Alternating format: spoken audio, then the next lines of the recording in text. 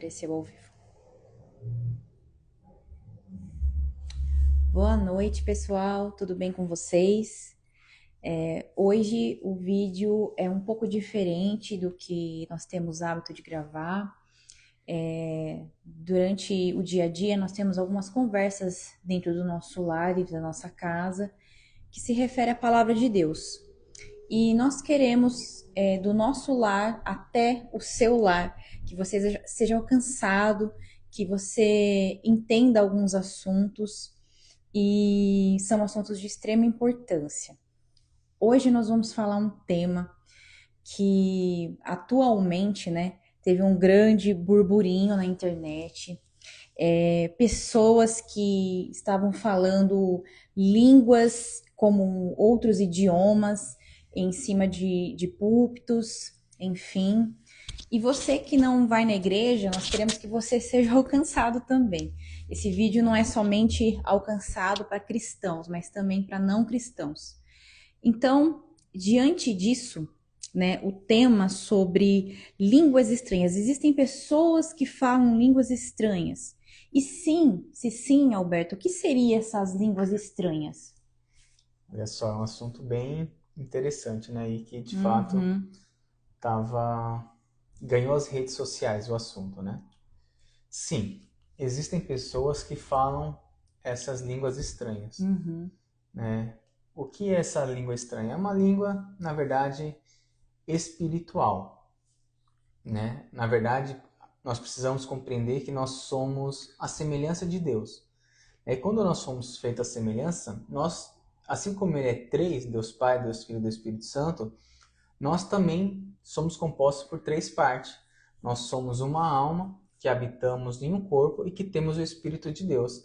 Então, essa língua estranha nada mais é do que a oração do nosso espírito. O nosso espírito, de fato, ele ora ao Senhor. Então, essa linguagem se trata de um revestimento de poder, né, que Jesus, ao morrer, deixou essa promessa. Ele falou assim para os discípulos: ficai em Jerusalém até que do alto seja revestido de poder.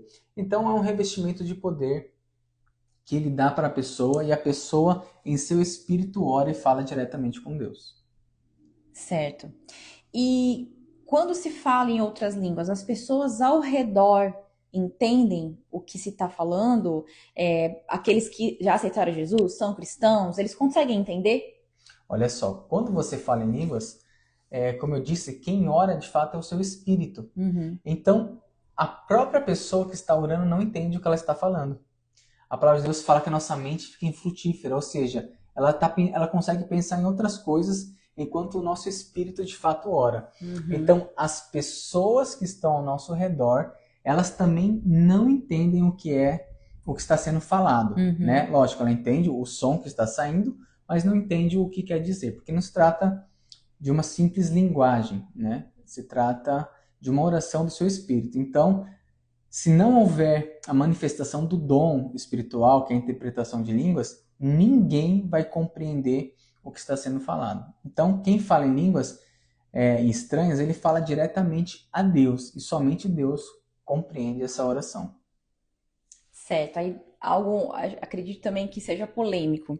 A questão de pessoas que começam a pular, girar, caírem, enfim. Essas pessoas, isso pode acontecer? Isso é um relacionamento entre Deus e essas pessoas? Por que elas ficam assim? Na verdade, nós vemos muitos vídeos na internet, né? E muitas pessoas que aproveitam para ganhar visualização, né? E acabam dando risada de muitas manifestações.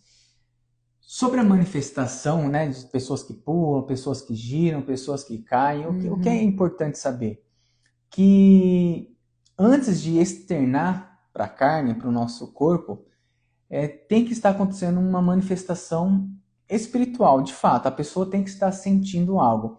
E quando a pessoa ela está envolvida por Deus, com Deus, né, quando o Espírito Santo toca na pessoa, tem pessoas que reagem de forma diferente. Então essas manifestações que nós vemos têm mais a ver com o comportamento da pessoa do que com o Espírito Santo em si. Eu vou explicar. A pessoa ela fica tão alegre, tão feliz, ou às vezes sensibilizada, que ela chora, que ela pula, que ela rodopeia, né? Outras pessoas, por exemplo, não fazem absolutamente nada. Tem pessoas que elas vão ficar no cantinho dela, elas estão sentindo a presença de Deus, né? Estão tendo manifestações espirituais. Então tem muito a ver com a conduta da pessoa, o comportamento da pessoa. Eu costumo dar um exemplo disso no jogo de futebol, né? Muitas pessoas gostam de futebol e quando o time faz gol, tem pessoas que começam a gritar, né? Gol, né? Começam a extravasar, outras pessoas soltam fogos, outras pessoas começam a beijar quem está do lado. E outras pessoas ficaram felizes com o gol, mas comemoram ali de forma contida. Então, essa manifestação que vem para o corpo é um reflexo daquilo que a pessoa está sentindo em seu espírito. E cada um reage de uma maneira. Faz parte do temperamento da pessoa. Perfeito. Essas pessoas, quando acontece esse tipo de manifestação, elas ficam tão felizes e sentem aí o Espírito Santo na sua carne, elas perdem a consciência quando isso acontece ou elas estão conscientes de tudo que está acontecendo ao seu redor? Não, uma manifestação espiritual vinda de Deus, sendo uma manifestação do Espírito Santo, jamais fará com que a pessoa perca a consciência. Se a pessoa falou que teve manifestação espiritual e perdeu a consciência, sinto dizer que não se tratou do Espírito Santo, se tratou de um espírito ruim aí. Porque o Espírito Santo jamais vai tirar a consciência da pessoa. Na verdade, ele trabalha na liberdade que nós damos para ele. O Espírito ele se torna sujeito ao profeta. O que isso quer dizer? Que se eu não quiser falar em línguas, eu não vou falar. Se eu não quiser me levantar, eu não vou levantar. E se eu não quiser pular, eu não vou pular. Nada é forçado, é uma coisa natural, é um reflexo natural no corpo. Mas você que sente essa manifestação espiritual, jamais vai perder a sua consciência. Se perdeu a consciência, isso pode acontecer, não é uma manifestação dada pelo Espírito Santo, mas sim uma manifestação dada por um espírito ruim. Então, recapitulando, então nem todo mundo que está ali sentindo essa manifestação, que está passando por essa manifestação, vem do Espírito Santo. Então pode ser que as pessoas que estão pulando ali, pode ser que tenha um ou outro que não está vindo de Deus, é isso? Na verdade, quando nós vemos uma manifestação, ela pode vir de 3 origens, né? A primeira, que é a origem, que é a ideal, que é a origem do Espírito Santo. O Espírito Santo está gerando isso no corpo espiritual dela, que reflete para o corpo natural. Então isso é muito bom. Existe uma outra opção. Pode ser que de fato a pessoa está sendo possuída por um espírito ruim. Não foi uma nem 2 vezes que eu pude ver isso com os meus próprios olhos. A pessoa começou a pular, começou a falar uma língua meio estranha, e quando se colocou a mão na cabeça da pessoa, manifestou um espírito ruim nela. Então, essas manifestações também podem vir de origem espiritual de uma parte ruim. E existe uma terceira opção, que é uma pessoa que faz isso simplesmente na carne, o que os cristãos falam, né? Usa o termo carne. Ou seja, a pessoa está fazendo porque quer. Ela não está tendo uma experiência espiritual, o Espírito Santo não está tocando nela, os demônios não estão tocando nela, mas ela por si só, ela força uma situação. E mesmo sendo uma manifestação carnal, que nós chamamos, eu ainda divido em 2 etapas. A primeira etapa são pessoas que, ainda que não estejam sentindo o Espírito Santo, elas estão focadas em Deus. Elas querem sentir Deus, elas querem, se estão girando, se estão pulando, se estão cantando alto, elas estão focadas em Deus. E essas pessoas, uma hora ou outra, o Espírito Santo vai chegar e vai vir, e vir sobre a pessoa. Só que tem outras pessoas que fazem isso de uma forma errada e até mesmo má. Elas fazem isso para mostrar uma santidade que não existe, para falar que está sentindo Deus de uma forma que Deus não está falando. Desculpa o linguajar, estão arrotando uma santidade que não existe, só ela viu, só ela sentiu, só... Muitas vezes o Espírito Santo está falando sobre uma outra área, está falando sobre arrependimento, está trabalhando com a igreja, está trabalhando no local, e a pessoa vem com uma suposta manifestação espiritual que não existe. Isso, de fato, é perigoso. É perigoso tanto para quem está fazendo, quanto para os julgadores de plantão, né? Porque nós temos que tomar muito cuidado, que se nós não tivermos o discernimento de espíritos, nós podemos fazer um julgamento errado. E aí nós podemos cair no pecado Sim, de muito interessante o que você falou. Existe um dom espiritual que se chama discernimento de espírito. Então, quando eu não sei o que é, né? Por exemplo, se eu vejo uma manifestação e eu tenho certeza absoluta que é uma manifestação, por exemplo, demoníaca, você tem o dever como cristão de colocar a mão sobre a cabeça da pessoa e expulsar os demônios. Sim. Simples assim, se você tem certeza. Agora, se você não tem certeza, porque eu já tive vezes que não tive certeza de nada. Quando você não tem certeza, você fica quieto. Porque você pode estar brigando contra o próprio Deus. Porque se for uma manifestação espiritual, você está julgando o próprio Deus. Então, se você tem certeza que é um espírito maligno, repreenda, faça, né? Tenha uma postura de ação. Agora, se você não tem certeza, tome cuidado com o que você vai pensar, falar, porque Deus ele não contempla apenas o que você fala, mas também o que você pensa. Intenção do coração. Perfeito. As línguas estranhas e língua dos anjos são a mesma coisa? Olha só, na verdade existem canções que falam sobre o falar a língua dos anjos, né? Só que teologicamente estão erradas. Por quê? A Bíblia ela fala sobre língua de anjo uma única vez e de uma forma poética. Não é uma doutrina, não é um ensinamento, não se fala que tem que aprender essa linguagem.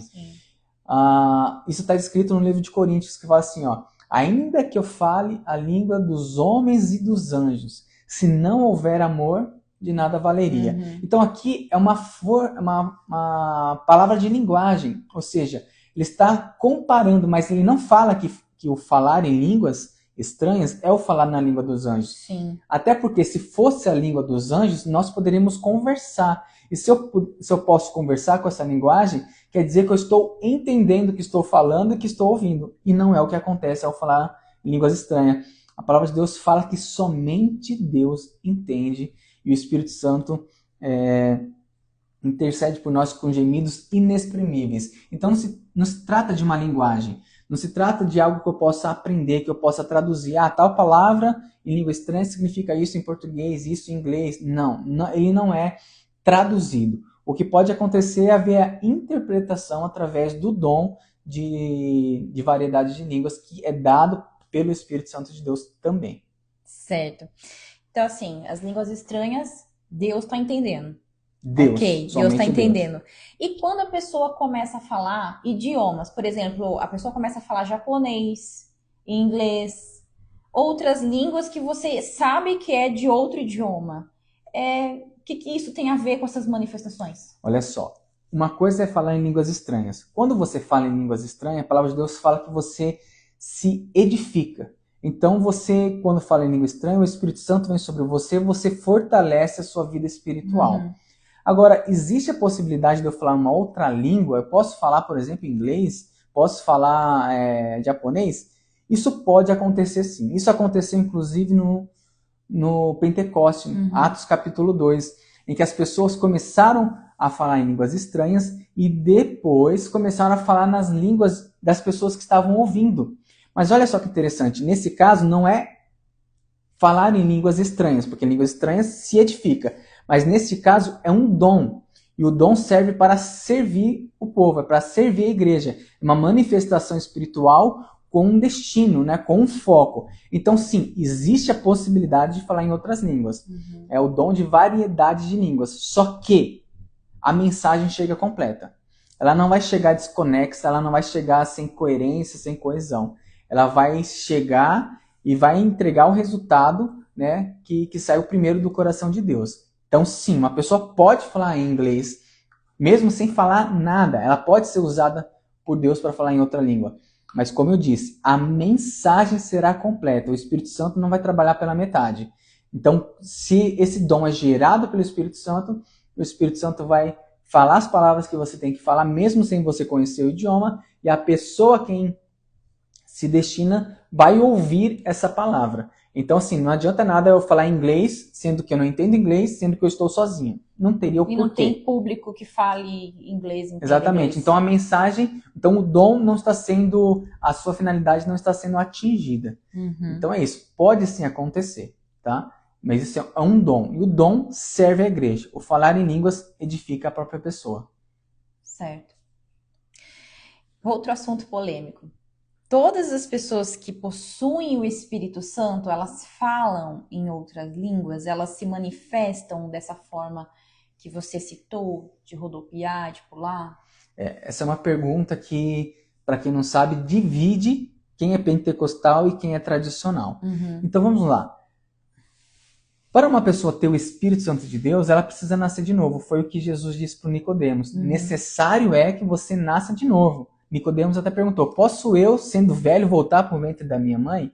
E Jesus explica ali sobre o nascimento espiritual. Ele fala que o que nasce da carne é carne, e o que nasce do Espírito vem de Deus. Então, se trata de um nascimento espiritual. A pessoa nasce espiritualmente quando ela entrega a sua vida a Jesus. Isso, inclusive, pode ser um outro tema. Mas quando a pessoa entrega a sua vida para Jesus, ela nasce espiritualmente, né?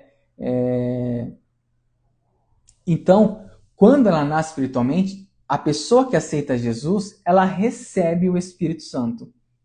Então, uma pessoa que é tradicional, ela tem o Espírito Santo. Uma pessoa que é pentecostal tem o Espírito Santo. Uma pessoa que nem sabe o que é a diferença de pentecostal para tradicional, se ela entregou a sua vida para Jesus, ela tem o Espírito Santo morando dentro dela. Olha só, o Espírito Santo ele pode falar com todas as pessoas, quem é cristão e quem não é cristão. Né? A palavra de Deus fala assim, eis que estou à porta e bato, se alguém ouvir a minha voz e abrir, entrarei em sua casa, cearei com ele e ele comigo.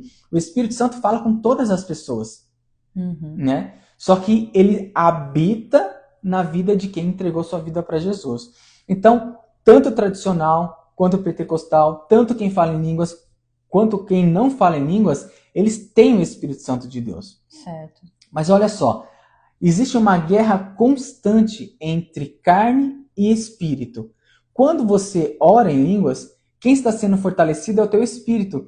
A palavra de Deus fala que nós devemos nos revestir de toda a armadura de Deus. Mas depois ele conclui assim, orando em todo o tempo no espírito. O que é orar no espírito? É você orar em outras línguas, é você falar essas línguas estranhas. Então, quem ora em línguas, assim como o tradicional, tem o Espírito Santo, só que ele tem a vantagem de se edificar através dessa oração, de se fortalecer. Então, uma pessoa que ora em línguas, eu preciso falar isso. Uma pessoa que ora em línguas, ela é mais forte espiritualmente, né? Eu não estou falando que é a regra, né? Existem muitos tradicionais que nunca vão falar em línguas e que são fortes espiritualmente. Mas se a gente pegar a proporção das pessoas que não falam em línguas e que falam em línguas, você vai ver que quem fala são cristãos mais fortes. São cristãos que conseguem renunciar, conseguem entender que muitas coisas é pecado. Muitas vezes nós vemos algumas falando, não, o que tem isso? Isso não é errado. Né? E muitas vezes na letra não é errado, mas o Espírito Santo convence a pessoa que está próximo a ele. Então, quando alguém fala em línguas, a palavra de Deus fala que a pessoa ela é revestida de poder. Sim. Então, não posso negligenciar falando que é a mesma coisa. Não, não é.